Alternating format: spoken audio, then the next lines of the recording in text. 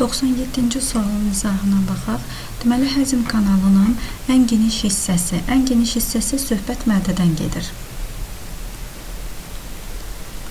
İndi burada mədəyə aid olanları seçək. Deməli, bizə verib birinci sualda deyir ki, zülalların kimyəvi həzminin başlandığı orqandır. Bəli, süddə olan zülalların parçalanması mədədə baş verir.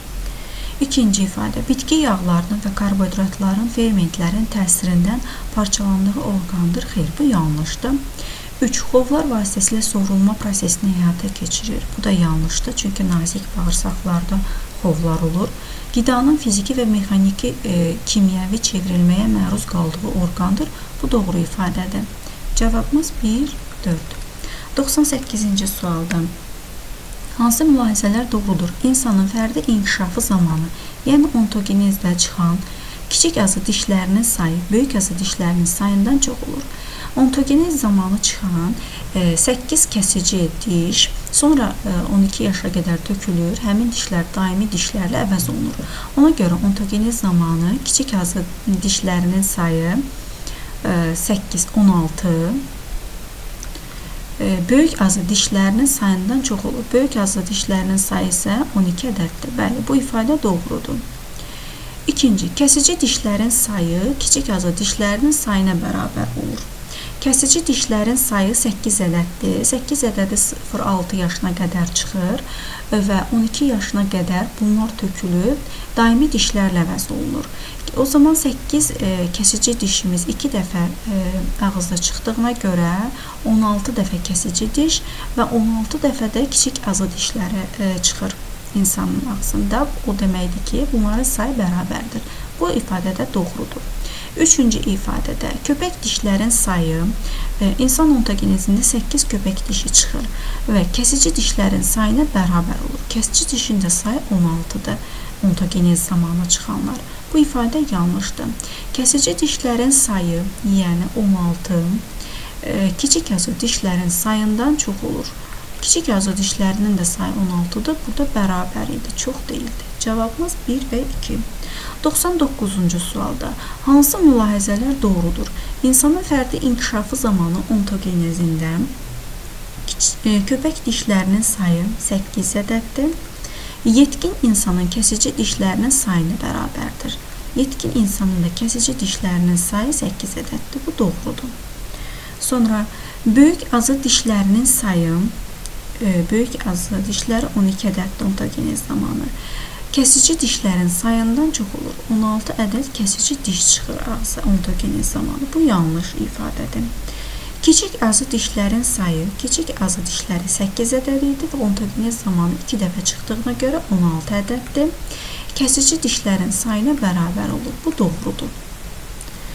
4. Köpək dişlərin sayı 4 ədəddir, 2 dəfə çıxdığına görə 8. Yetkin insanın böyük azı dişlərinin sayına. Yetkin insanın böyük azı dişləri 12 ədəddir. Bərabər olur, yanlış ifadədir. Deməli, cavabımız 1, 3. 100-cü sualdan. İnsanda normal ontogenez prosesi keçirən bir şəxsin alt və üst çənəsinin dişləri verilmişdir. Nələri söyləmək olar?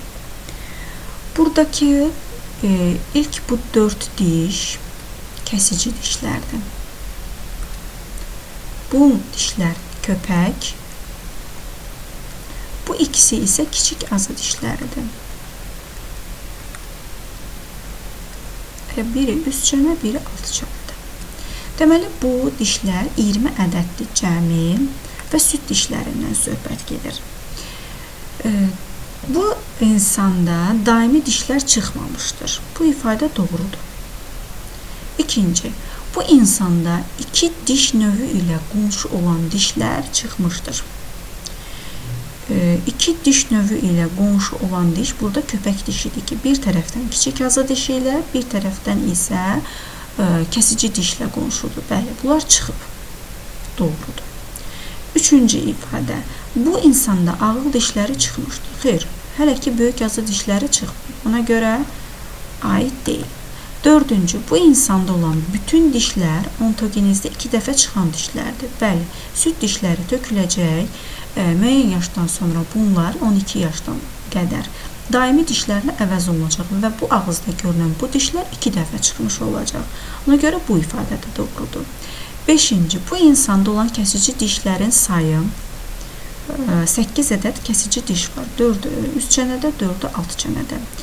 Sayı kiçik azı dişlərinin sayından çoxdur. Xeyr, bərabərdir. 8 kiçik azı dişi var, 8 dənə kəsici diş var. 6-cı, bu insanda yalnız öz diş növü ilə qonşu olan dişlərin sayı 4 ədəddir. Baxaq, yalnız öz diş növü ilə qonşu olan dişlər hansılardır? Bu kəsici dişlərdir.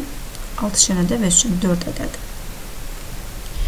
Köpək dişlər hər iki tərəfdən öz diş növü ilə qonşu deyil və yalnız öz diş növü ilə qonşu olan diş burada bir də kiçik azı dişləridir. Ona görə 4 deyil. Sonuncu kiçik azı dişlərdə yalnız öz diş növü ilə qonşudur. Kiçik azı ilə 8 ədəddir. Deməli, bunlar yanlışdır. 1, 2 və 4-dür cavabımız.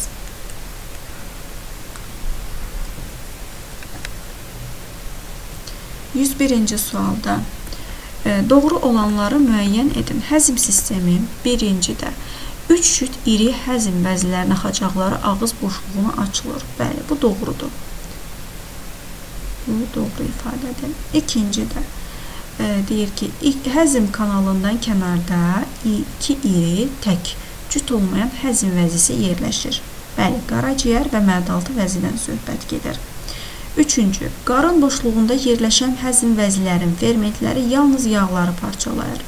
Xeyr, yalnız yağları parçalamır. Zülal, karbohidrat və yağları parçalayır həmin fermentlər. 4. Qarın boşluğunda yerləşən həzm vəzilərin fermentləri yalnız zülal və yağları parçalayır. Bu ifadə də yanlışdır. Dedik ki, hər üçünü parçalayır. 102-ci sualda uyğunluğu müəyyən edin. Deməli, bağırsaq öd və yoğun bağırsağa aid olanları seçməliyik. Bağırsaq küpü bakteriyalarının yaşadığı mühitdir, yoğun bağırsaq. 2-yə A. Sonra, selulozanın bakteriyal parçalanması baş verir. Bu da yoğun bağırsaqda baş verir. Zərərli maddələri zərərsizləşdirir. Bu aiddir ödün təsiri ilə zərərli maddələr zərərsizləşir. Funksiyası pozulduqda enterokolit xəstəliyinin yaranmasına səbəb olur. Bu da ödün funksiyasına, çünki yağların həzmi pozulur. A, D, Y, K vitaminlərinin sovrulmasını asanlaşdırır öd. Çünki ödün təsiri ilə yağlar mexaniki həzmə uğrayır və yağ mənşəli, bu da yağda həll olan vitaminlərdir ki, bunların sovrulmasını öd təsir eləyir və limfaya sovrulur. Cavab 1, C, D, Y, 2, A və B uyğundur. 103-cü sualda deməli, insanda fermentləri zülal, yağ, karbohidratları parçalayan orqandır. Söhbət bu orqan mədaltı vəzidir. Deməli, baxaq mədaltı vəzi 1-ə Y.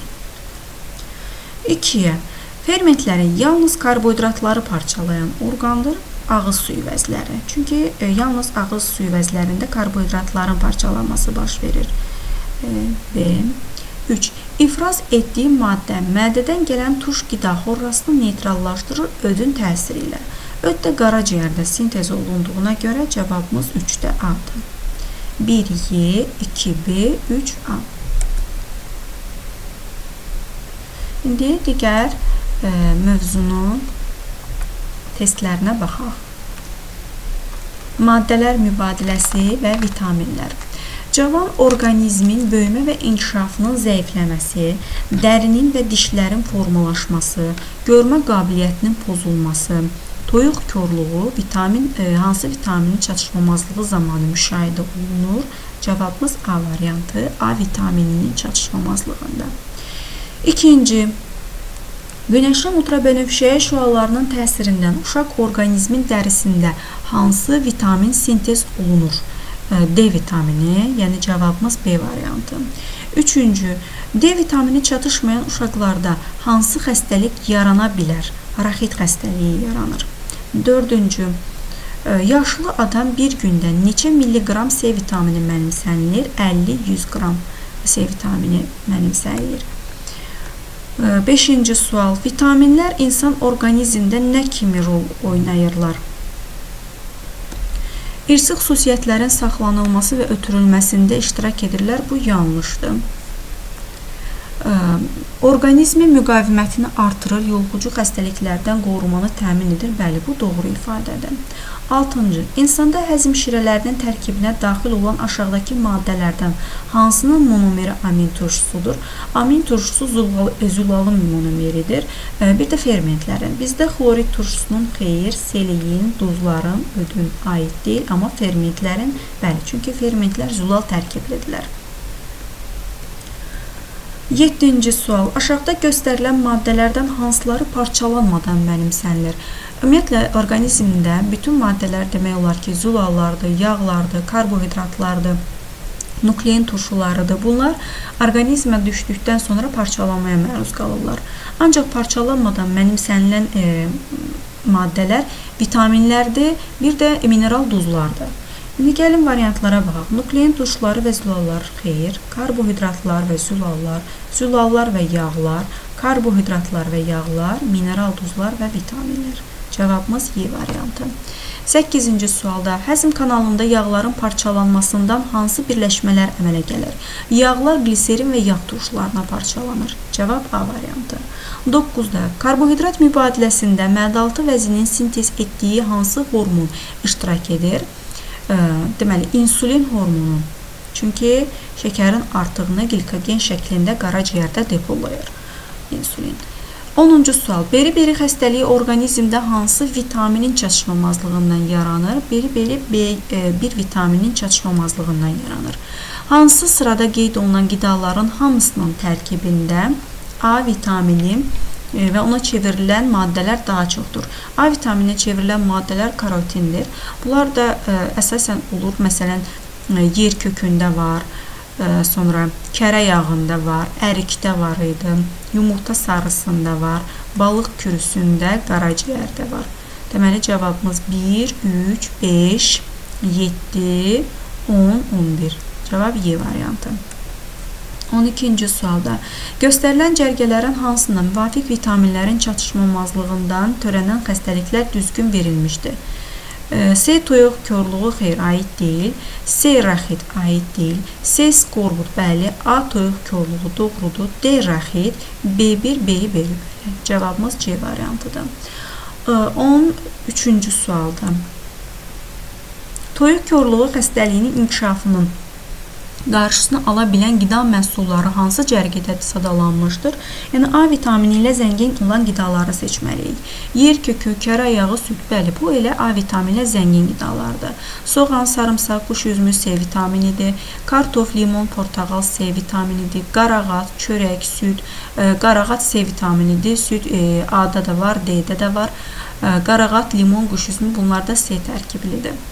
14-cü sualda tərkibində C vitamini nisbətən çox olan qida məhsulları hansı sırada düzgün göstərilmişdir? C vitamini əksəriyyən deməli, bitki mənşəli qidalarda çox olur.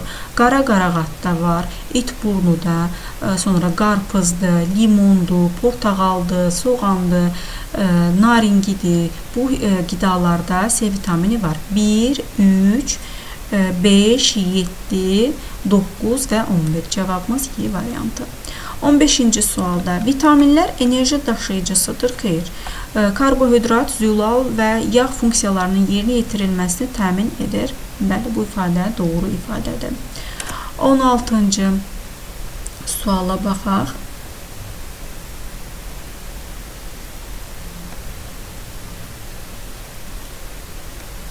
Gəminin heyəti üçün şorba hazırlanarkən tərkibində 100 mg B qrupu vitamini olan çiy kələmdən istifadə olunmuşdur.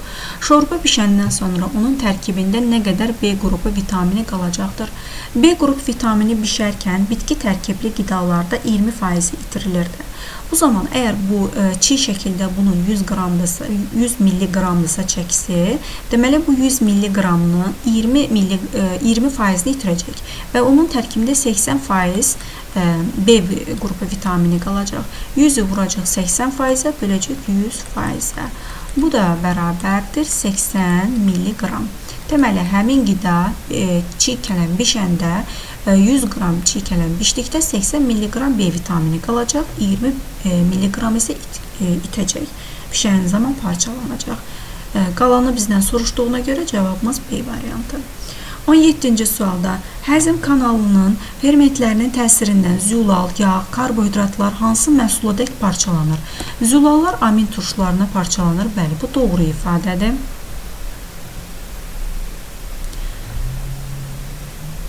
Yağlar glikoza və amin turşularına xeyr, yanlışdır. Yağlar gliserin və yağ turşularına parçalanır. Mürəkkəb karbohidratlar monosaxaridlərə, zülallar gliserin və yağ turşularına, bu da doğrudur.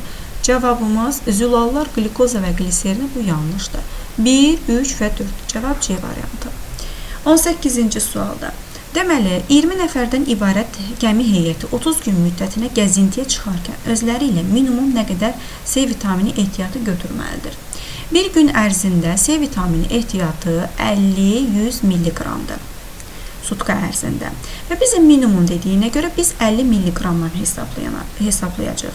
Bir günə 50 mg-dırsa, 30 günə x bir nəfər üçün hesablayırıq. İlk öncə 30 vurulsun 50-dən tapırıq 1500 mg.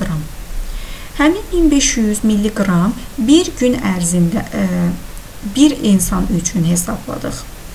Deməli, bir insana 1500-dürsə, 20 nəfər üçün x. X bərabərdir 20 vurulsun 1500. Cavabımız eləyir, bu hissədən yazıram. 20-ni 15-ə 300, yanına da 2 sıfır əlavə eləyirik. Bunları da milliqramı biz qrama çevirsək, 3 sıfır buradan silərik, cavab 30 qram. A variantı. 19-cu sualda, deməli, əgər bişmiş kələmin tərkibində 80 mg B qrup vitamini qalmışsa, kələmin bişməmişdən əvvəl bu vitaminin miqdarı nə qədər olmuşdur? Bayaq yazdığım məsələnin əksidir. 80 mg qalıbsa, bu kələm 20 mg-ni itirib. Deməli, bunun əvvəl çəksi 100 mg olub. Cavabımız Y variantı. 20-ci sual. Aşağıda verilmiş bitki mənşəli qida məhsullarından hansının eyni kütləsində daha çox karbohidrat var? Kəsmik, ətdə zülal daha çoxdur, paxlada zülal çoxdur, balıqda zülal çoxdur, ancaq düyüdə karbohidratla zəngindir. 21-ci sualda. Deməli, çiğ ətdə 400 mg B qrup vitaminləri olduğunu qəbul edərək, bu əti suda pişirdikdən sonra orada nə qədər B qrup vitamini qaldığını hesablayın. Biz burada həm minimumla, həm də maksimumla hesablayacaq. B qrup vitamini ətdə, çiğ ətdə bişdikdə 15-60%-ni itirirdi. Deməli, 15% itirirsə 85% qalırdı, 60% itirirsə 40% qalırdı.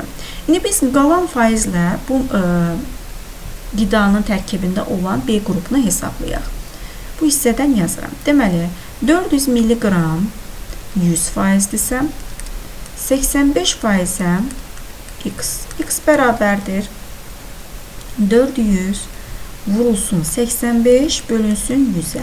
Buradan sıfırları ixtisarı aparsaq, 4 vurulsun 85-dən 340. Bu birinci. Tutaq. Sonra ikincidə maksimumdan hesablayaq. Deməli, 400 100% edirsə, 40%, yəni 60% itkiyə gedir. X bərabərdir 400 vurulsun 40 bölünsün 100-dən, cavabımız 160 eləyəcək. Deməli, bu testin cavabı 160 və 340 olan variantdır. Cavab D variantı. 22-ci sualda. Sağlam insanın qanında glikozanın miqdarı artarsa, hansı tədbiri görmək məsləhətlidir?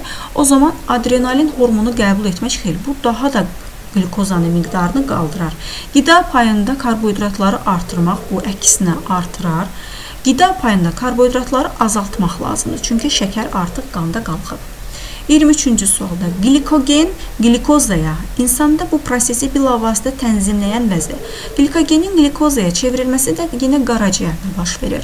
Və bunu çevirən ola bilər məədaltı vəznin glikoqon hormonu və yaxud adrenalin hormonu. İndi bizdən məd-altı vəzin hormonu verdiyinə görə bunu götürəcək. O 23-cü sualda D variantı. 24-cü suala baxaq. İnsan orqanizmində 1 və 2 prosesləri baş verə bilər. Zülallar amin turşularına parçalana bilər, amin turşularından zülallar sintez oluna bilər. Zülalların amin turşularına parçalanması mədədə ola bilər, bir də nazik bağırsaqlarda. Ancaq amin turşularından zülalların sintezi bu baş verir ribosomlarda. Bizə də ribosom olan, baxın, mədə və ribosom D variantında verilib. 25-ci sualda səhv müddəa hansıdır? Suda və yağda həll olan vitaminlər mövcuddur. Bəli. B1 vitamini çatışmadıqda insanda beri-beri xəstəliyi əmələ gəlir. Bu da doğrudur. Günəşin ultrabənövşəyi şüalarının təsiri nəticəsində dəridə A vitamini əmələ gəlir. Xeyr, əksinə D vitamini əmələ gəlir. Burada A vitamini sözü yanlışdır. 26-cı sualda insan bitki mənşəli qida ilə qidalandıqda onun həzm kanalında hansı çevrilmələr baş verir? Bitki isə onun tərkibində nişasta var və nişasta parçalanacaq qlikozaya. Glikogen olmayacaq, çünki glikogen daha çox heyvani qidaların tərkibində olur. Və bir də üçüncü yağ olacaq ki, bitkilərin də tərkibində yağ var və onların parçalanmasından gliserin və yağ turşuları alınır. Cavabımız A variantı. İnsan əgər heyvan mənşəli qida ilə qidalanarsa, onun həzm kanalında hansı çevrilmələr baş verər? Nişasta olmaz, nişasta bitkilərin tərkibində var. Glikogen olar və zülal olar heyvan mənşəli qidalarda. Cavabımız Y variantı. 28-ci sual. Aşağıdakı üzvü maddələrdən hansılar insan bədənində sintez oluna bilər? Sintez oluna bilər glikogen, çünki glikozadan glikogen şəklində sintez olunur qaraciyərdə. Zülal hər bir insanın özünə məxsus ribosomda zülalı sintez olunur orqanoidlərin hüceyrəsində və 28-də bir də yağ sintez oluna bilər. Ancaq C vitamini, vitaminlər orqanizmdə C vitamini yəni əmələ gəlmir, sintez olunmur. Cavabımız 1, 2, 3. Orada var imiş, C variantı. 29. Yetkin insanın bir gündə C vitamininə olan minimal tələbatı B2 vitamininə olan minimal tələbatından neçə dəfə çoxdur? C vitamininə olan minimal tələbat 50 mg-dır. Ancaq B2 vitamininə olan 2-3 mg-dan minimum dediyinə görə biz 2 ilə götürəcəyik. 25 dəfə çoxdur 50. Cavabımız Y variantı. 30. Sxemdə verilmiş proses sağlam insanda harada baş verir? Yağ, yağ turşusu və gliserinə nazik bağırsaqlarda, bir də mədədə ola bilər. Burada yalnız mədə verib, yalnız mədə yanlışdır, ancaq nazik bağırsaq ifadəsi doğrudur.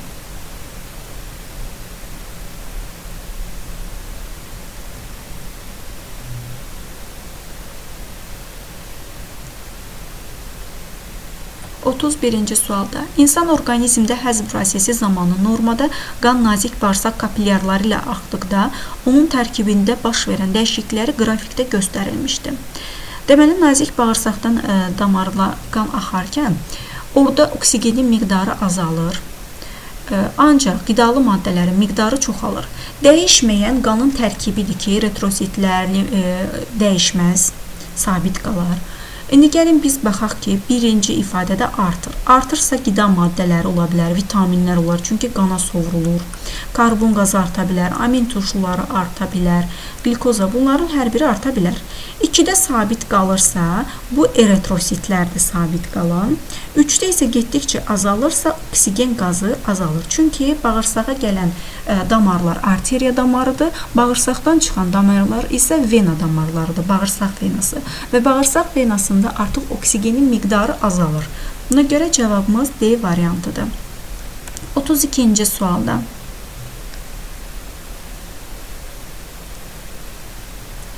Qrafikdə suda bişirilməmişdən öncə və suda bişdikdən sonra qidada olan B qrup vitaminlərinin miqdarının zamandan asılı olaraq dəyişməsi göstərilib. Hansı qrafik bitki mənşəli? Hansı qrafik bitki mənşəli qidanın tərkibində B qrupu vitaminlərin miqdarının dəyişməsini düzgün göstərir. B qrup vitaminləri bitki mənşəli qidalarda bişəndə 20% azalırdı. Deməli 20% əgər 100 mg biz götürmüşüksə başlanğıc maddəni, bunun 20% azalacaq, 80 mg qalacaq, 80% qalacaq. Ona görə cavabımız B variantı 100-dən 80-ə enib. 33-cü sualda. Deməli, yeməyin bişirilməsində istifadə olunan bitki və heyvan məhsullarının tərkibində bərabər miqdarda cəmi 200 mg B qrupu vitaminləri olub. Yeməyi bişirərkən maksimal miqdarda B qrupu vitaminləri itirilmişdi. Bişdikdən sonra yeməyin tərkibində qalan bitki mənşəli B qrup vitaminlərinin miqdarı heyvan mənşəli B qrupu vitaminlərin miqdarından nə qədər çox olar? Gəlin bunu hissə-hissə həll edək. Deməli, yemək bişirilməmişdən qabaq bitki və heyvan mənşəli qidada bərabər miqdarda olub. Deməli, 100 mg bitkidə olub, 100 mg heyvan mənşəli qidada olub. Və bizdən bunun maksimum itkisini soruşursa, ümumiyyətlə, bitkilərdə bişərkən 20%-ni itirir. Deməli, 100 mg-ın 20%-i itirəndə 80 mg bunun tərkibində qalandır, bitki mənşəlidə. Heyvan mənşəlində isə 100 mg-ın maksimum itki 60%-ni itirərsə, o zaman 40%-i qalar. Həmin, yəni 40 mg qalar. İndi burada bizim bitki mənşəlinin və heyvan mənşəlinin fərqini istəyir. 80 çıxılsın 40 bərabərdir 40 mg. Deməli, çoxdur heyvan bitki mənşəli qidada miqdarı. Cavabımız B variantı. 34-cü sual. D vitamini çatışmadıqda sümüklərin sərtliyi artar, xeyr. Uşaqlarda osteomilyasiya xəstəliyi yaranar, xeyr. Raxit xəstəliyi yaranır.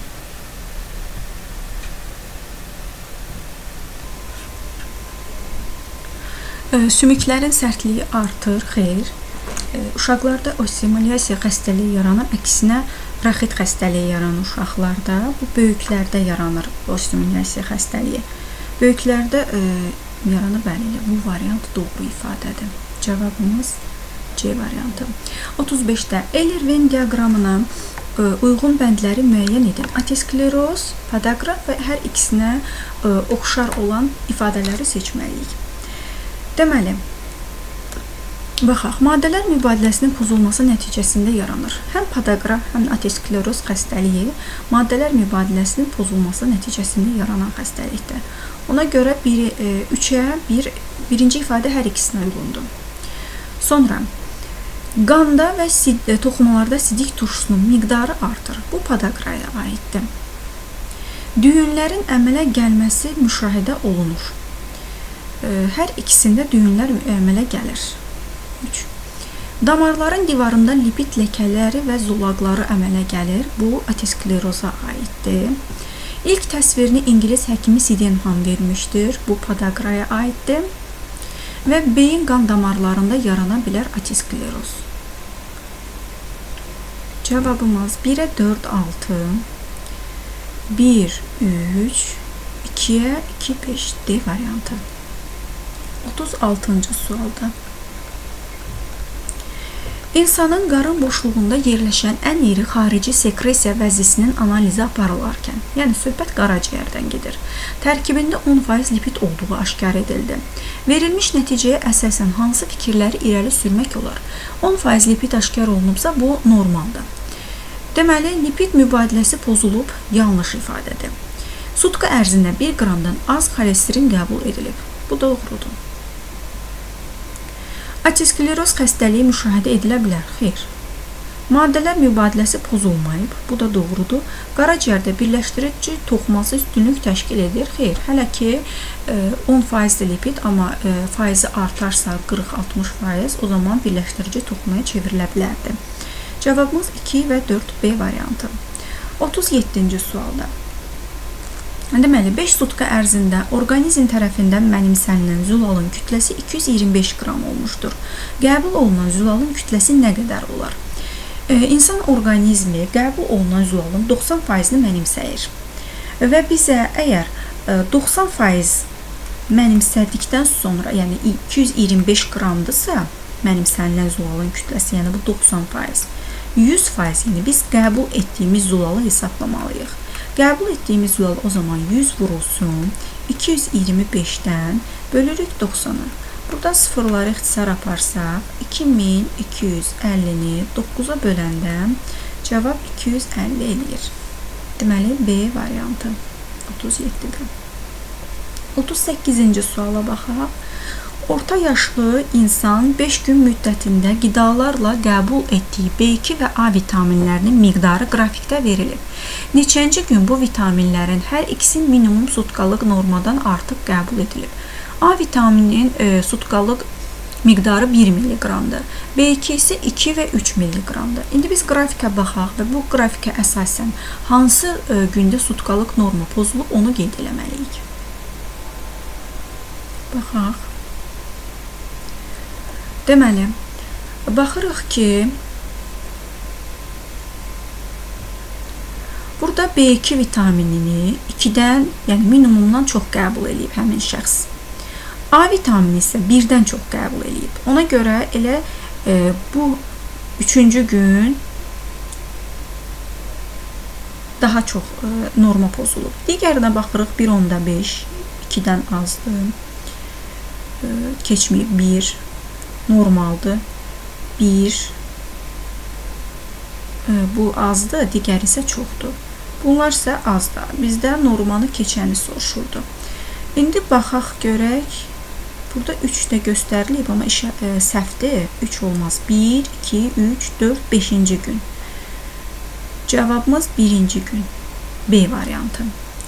39-cu sualda deyir ki, insanın üzvü maddələrə olan gündəlik minimal tələbatının verdiyi enerji maksimal tələbatının verdiyi enerjidən nə qədər azdır? İnsan gündəlik 85 qram zülal qəbul edir. Sonra zülalın da 1 qramı 17,6 kilojul enerji verir.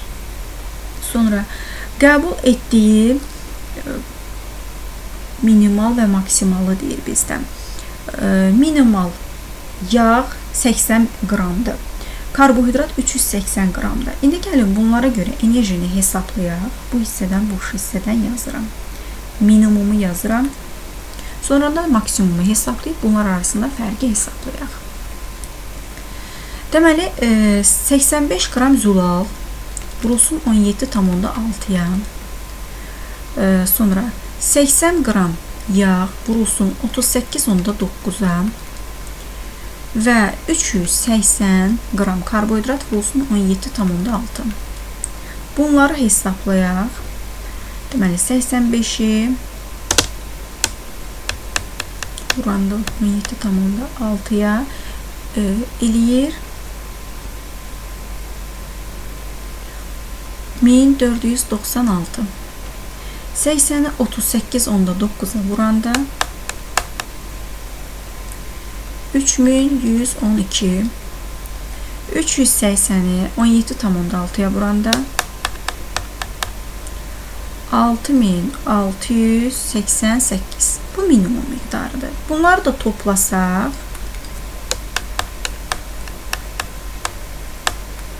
11296. İndi maksimumla hesablayaq. Deməli, 85 vurulsun, zülal eynidir 16-ya, 1496. Yağ 100 vurulsun 38,9-dan 3890. Karbohidrat isə 500 vurulsun 17,6-dan 8800. Bunların da üçünü toplayanda cevabımız 14186 edir. İndi bunların fərqini bizdən soruşduğuna görə 14186 çıxılsın 11296-dan cevabımız 2890. Cevab A variantı. 40-cı suala baxaq.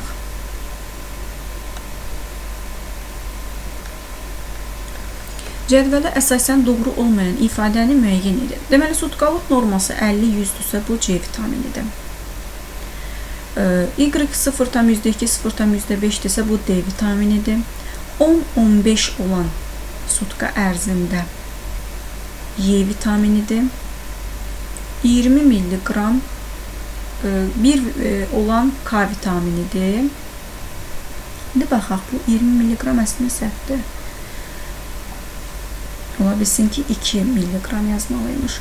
X çatışmadıqda skorbut xəstəliyi yaranır. Bəli, bu doğrudur. Y günəş şüalarının təsiri ilə əmələ gəlir. Bəli, D vitamini əmələ gəlir. Z əzələlərin inkişafına təsir göstərir. Z Y vitaminidir.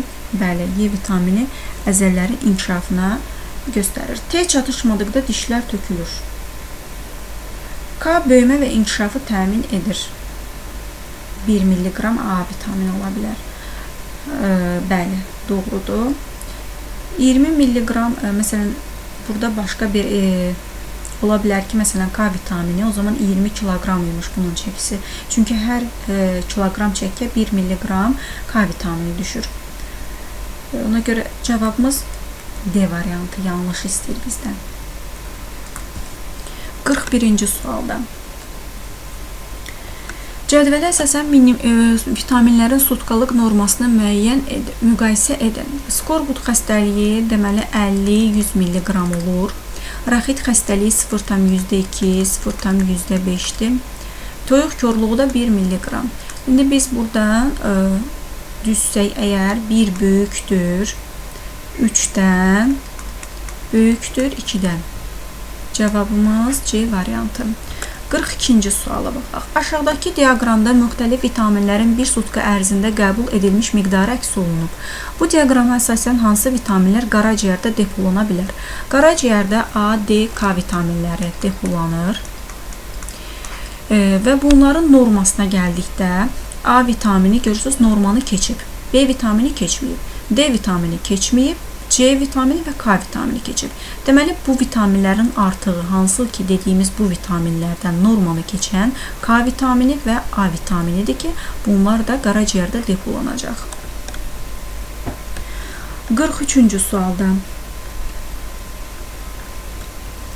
Aşağıdakı təcrübədən düzgün nəticə çıxarın. Qanın analizi göstərilmişdir ki, heyvan mənşəli qida ilə qidalandıqdan sonra qaraciyərə daxil olan venadakı qanda 0,3% imiş. Qaraciyərdən çıxar qandakı damarda isə 0,12% qlükoz olmuşdu. Deməli, qlükoza əvvəl çox imiş daxil olan damarda, sonra isə azalıb. Bu deməkdir ki, həmin qlükoza insulinin təsirindən glikogenə çevrilib. Qlikozanın artığı qaraciyərdə glikogen şəklinə toplanıb. Bəli, bu doğru ifadədir. 44-cü sualda.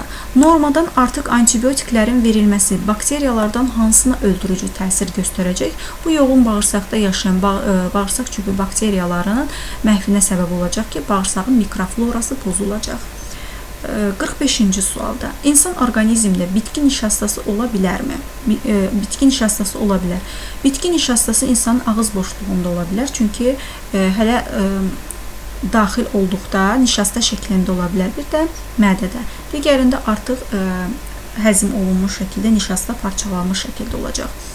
46-cı sualda. 46-nı 45-i dedik, 46-da. Baxaq, qidadakı zülalların parçalanmasından başlayaraq insan orqanizminə xas olan zülalların sintezinə qədər amin turşuların keçdiyi yolu göstərən. Həzm kanalı, limfa, xeyr, limfa olan variantları ümumiyyətlə çıxmalıyıq. Çünki amin turşuları limfaya sovrulmaz. Limfaya sovrulan yağ və gliserin və yağ turşularıdır. Burada cavabımız həzm kanalı, qan, toxuma mayesi və hüceyrədir. Cavab B variantı. 47-ci sualda. Karbohidratlarla zəngin qida qəbul etmiş sağlam insanın qanında glikozanın miqdarının dəyişilməsi hansı qrafikdə düzgün göstərilmişdir? Əgər insan uzun müddət karbohidratla qidalananda ilk öncə onun qanında şəkərin miqdarı artır və sonra isə qaraciyərdə artıq toplanmış şəkər glikogen şəklində toplanır və şəkərin miqdarı azalmağa başlayır, glikozanın miqdarı. Cavabımız A variantı. 47-ci suala baxaq.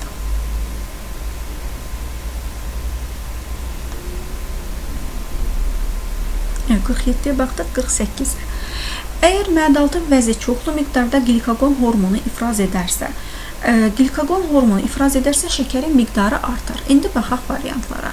Qanda qlikozanın miqdarı artar. Bəli, bu doğru ifadədir. Qaraciyərdə glikogenin miqdarı artar. Xeyr, bu insulin sintezi zamanı glikogen artar. Çünki glikozanın artığı glikogenə çevrilər. Sonra qaraciyərdən qana glikoza keçər. Bəli, glikogen hormonu artarsa, qaraciyərdəki glikogen glikozaya çevrilər. Düzgün cavabı seçin. Biz burada doğrunun altından doğrunu, yanlışın altından yanlışı seçməliyik. İndi gəlin baxaq. A vitaminin çatışmazlığı fagositlərin funksiyasını zəiflədir və nəticədə dəridə iltihabi proseslər baş verir. Bu doğru ifadədir və 11-ci sinif dərsliyində eyni ilə bu cümlə verilib. Sonra, uzun müddət isti şəraitdə qalmaq orqanizmin biokimyəvi proseslərini sürətləndirir. Xeyr, bu yanlışdır. Çünki uzun müddət isti şəraitdə qalmaq, günəş şüasının altında qalmaq ultrabənövşəyi şüaların təsiri ilə zülallar denaturasiyaya uğraya bilər hətta. İkinci, yaşlı insanların pnevmoniyanı daha ağır keçirməsinə səbəb limfositlərin aktivliyinin azalmasıdır. Bəli, bu doğru ifadədir. Amma biz yanlışın altından yanlışı axtarmalıyıq. Sonra, qızlarda oğlanlara nisbətən immun sistemi daha gec formalaşır. Əksinə, oğlanlarda gec formalaşır. Çünki qızlar yeniyetməlik yaşına 10-12 yaşında daxil olur. Oğlanlarda isə bu 13-14 yaşında olduğuna görə oğlanlarda immunitet gec formalaşır. Cavabımız 1 və 4. Doğru ifadə. Düzgün cavab yəni. 50-ci sualda. İnsanın qaraciyərində zülal, yağ və karbohidratların çevrilməsi prosesinə əsasən düzgün mülahisələri müəyyən edin. Nəzərə almaq lazımdır ki, yağ və karbohidratlar bir-birinə, zülallar isə həm yağlara və karbohidratlara çevrilə bilir.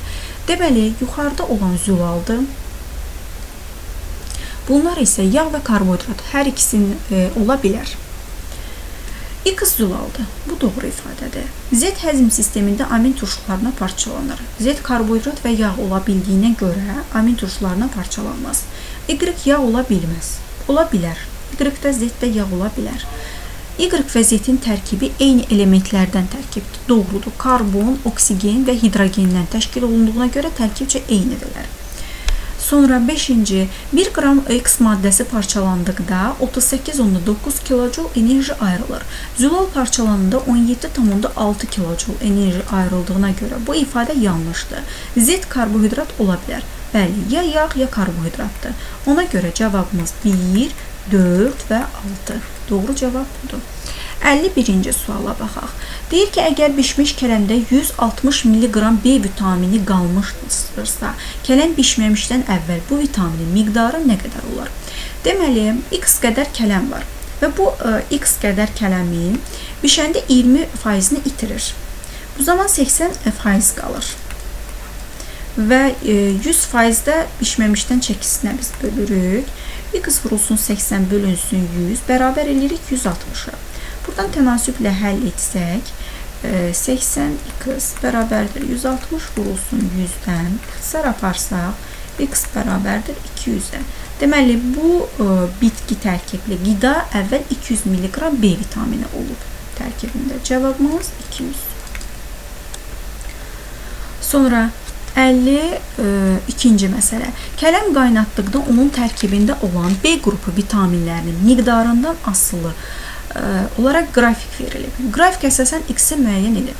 Söhbət kələmdən gedirsə, kələm bitki tərkiblidir və bitki tərkibli qidalarda 20%-ni itirirdi. Deməli, 150 qram bunun başlanğıc tərkibində olan B qrupudursa, bu 50-nin 20%-ni itirəndə 80% qalacaq bunun tərkibində. Və 100-ə böldükdə 15-i 8-ə vursaq, cavabımız eləyir 120. Deməli, 120 qram qalacaq. 53-cüdə. Əti qaynatdıqda onun tərkibində B qrupu vitaminlərin miqdarından asılılıq qrafiki verilib.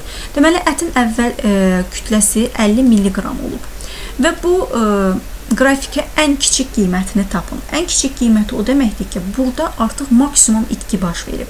Biz də bilirik ki, ətdə B vitamininin 15-60% itir. 60% itki varsa, deməli burada yerdə qalan kütlə 40%-dir. 50 mg-ın biz tapmalıyıq 40%-ni. Qalan kütləsini 40-a vurub 100-ə bölsək, cavabımız 20 mg B vitamini olacaq. 54-cü suala baxaq. Deyir ki, 2 kiloqram ətdə 100 qram B qrupu vitamini olduğunu nəzərə alaraq, bu əti qaynatdıqdan sonra onun tərkibində qalan B qrupu vitamini maksimum neçə kiloqram çiğ ətdə olar? 2 kiloqram ətdə 100 mg var imiş və ətdə deməli bunun maksimum ətdə deyirsə, minimum itki baş verib. Deməli, 100 mg-ın minimum itkisi o deməkdir ki, 15% itib, 85% qalıb və biz onu 100-ü vurub 85-ə böləcək 100-ə. Deməli, bu 2 kiloqram ətdə 85 qram milliqram vitamin qalıb. 15%-ni itirib. Və bu əti qaynatdıqdan sonra, yəni qalan bu kiloqramın neçə kiloqram çiğ ətdə olar? Çiğ ətdə 2 kiloqrama 100 milliqram B vitamini varsa, 85 milliqrama X. X bərabərdir. Buradan 2 kiloqramı 85-ə vururuq, bölürük 100-ə. Cavabımız, buradan ixtisar aparsaq, 1,7 kiloqram edəcək. 55-ci sualda əti suda qaynatdıqda onun tərkibində olan B qrupu vitaminlərin miqdarının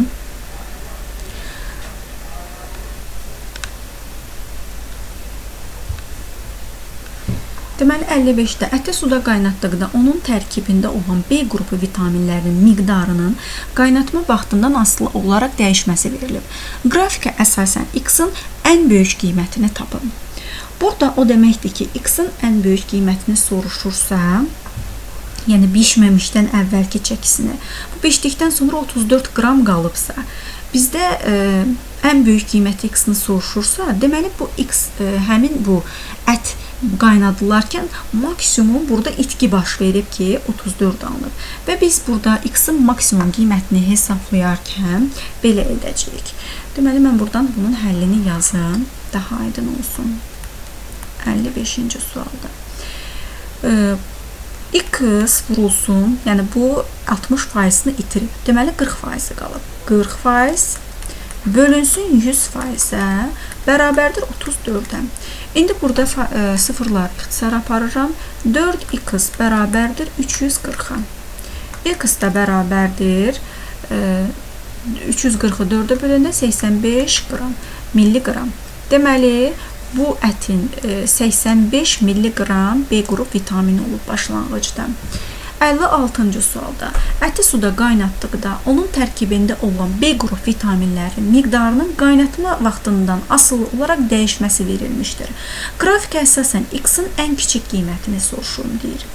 Ən kiçik qiymət deyirsə, o zaman burada minimum itki baş verib ki, buna yaxın biz qiymət tapmalıyıq minimum itkidə. Deməli, X vurulsun, ət minimum itkidə 15%-ni itirir. 85%-i qalar. 85 bölünsün 100%. Bərabər elərik 34-ə. Buradan da 85x bərabərdir 3400-ə. 85-i 340-la ixtisar eləsək, x bərabərdir 4, 0 da buradan cavabımız 40. Deməli, bu ətin kütləsində 40 qram B qrup vitamini olub. 57-ci suala baxaq.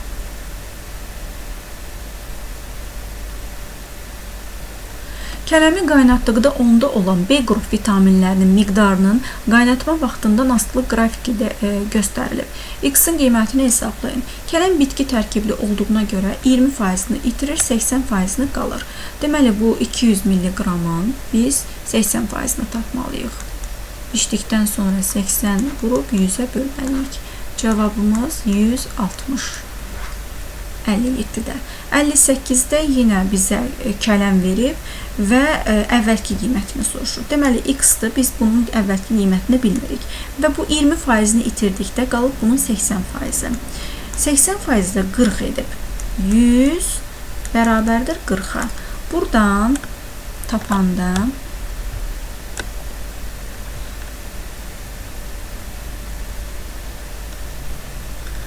X-ı 80'ə vurub 100-ə böləndə buradan sıfırları ixtisar edirəm. 8x bərabərdir 400-ə, x bərabərdir 50. Deməli, bu kələmin əvvəlki kütləsində 50 mg B qrup vitamini olub. 59-cu suala baxaq. Uyğunluğu müəyyən edin.